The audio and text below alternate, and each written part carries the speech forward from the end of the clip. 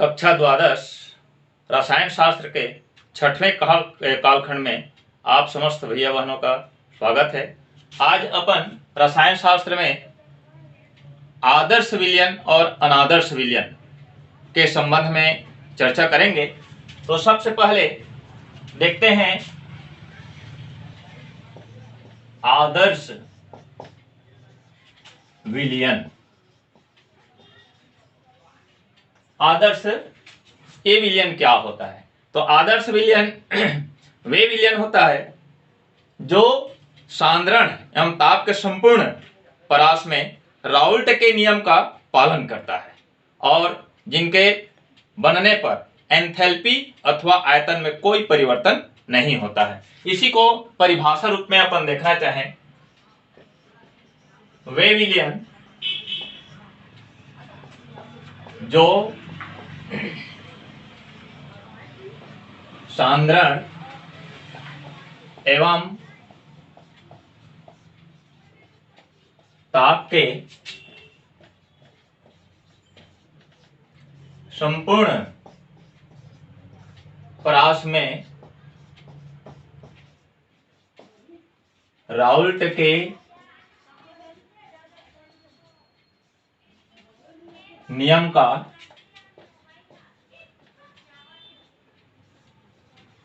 पालन करता है तथा जिनके बनने पर एंथैल्पी अथवा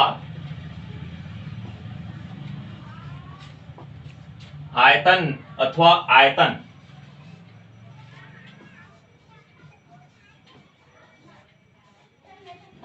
में कोई परिवर्तन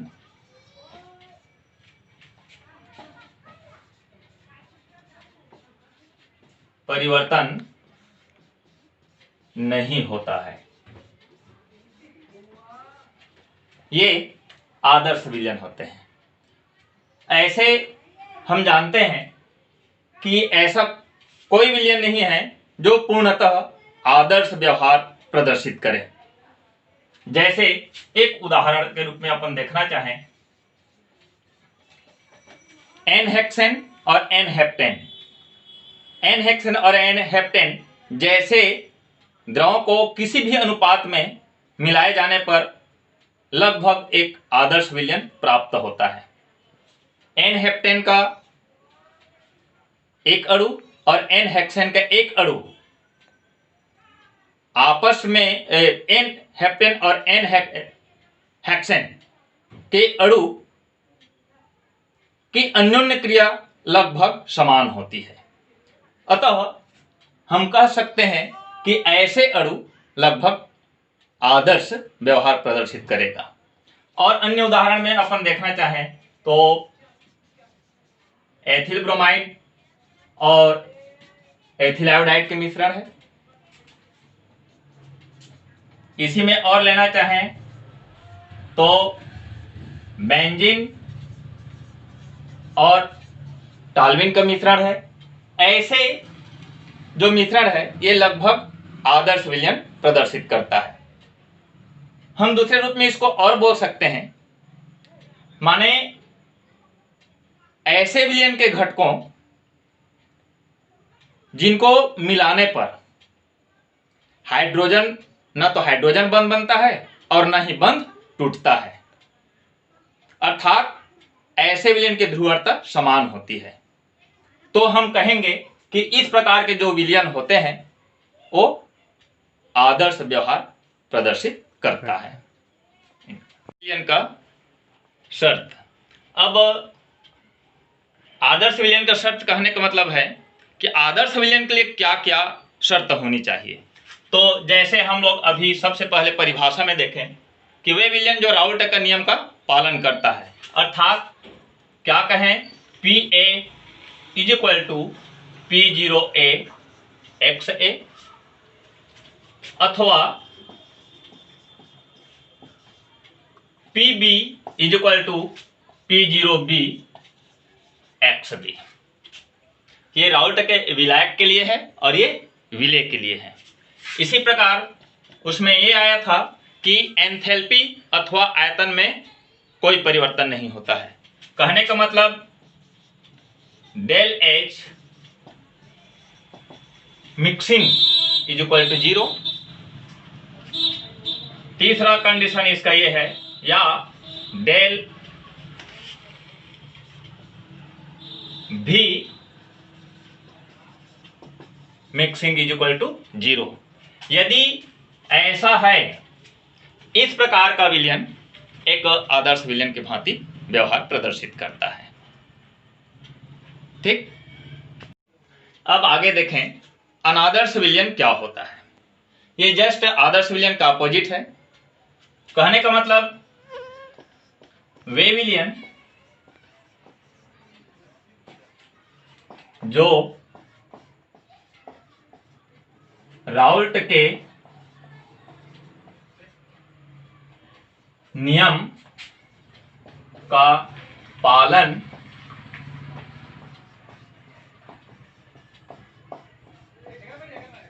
नहीं करता है और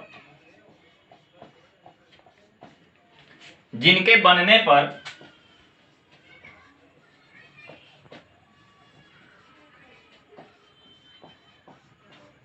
एंथैल्पी अथवा आयतन में परिवर्तन होता है।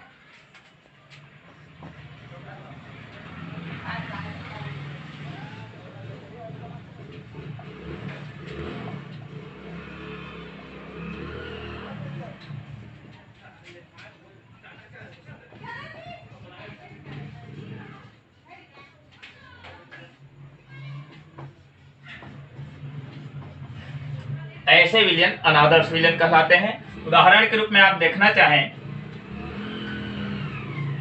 तो एसीटोन और CH2 मतलब कार्बन डाइसल्फाइड का मिश्रण, ये एक अनादर्श विलयन की भांति व्यवहार प्रदर्शित करता है।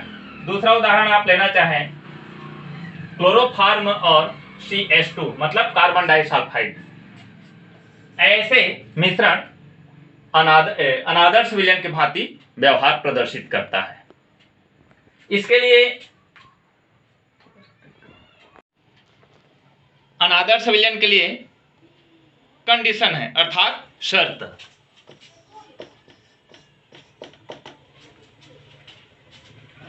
परिभाषा में ही आया था, वे विलयन जो राउल्ट के नियम का पालन नहीं करता है, अर्थात PA that is equal to not P0A XA अथवा PB that is equal to not P0B XB। दूसरा आया था उसमें एंथैल्पी या फिर उसके आयतन में कोई परिवर्तन नहीं होता है, अर्थात del H mixing that is equal to not 0। तीसरा किसी को अपन कहेंगे डेल भी mixing that is equal to not 0। ये होता है अनादर्श विलयन के लिए शर्त। आगे देखते हैं अनादर्श विलयन का प्रकार। अनादर्श विलयन मुख्यतः दो प्रकार के होते हैं। सबसे पहले धनात्मक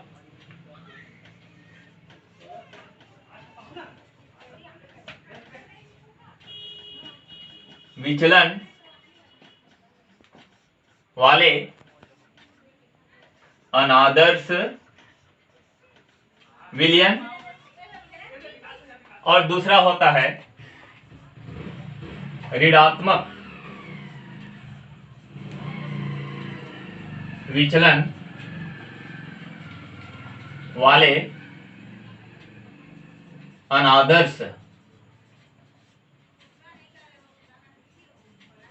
विलयन।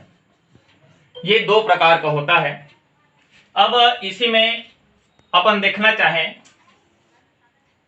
धनात्मक विचलन वाले अनादर्श विलयन क्या होता है। तो इस प्रकार के विलयन में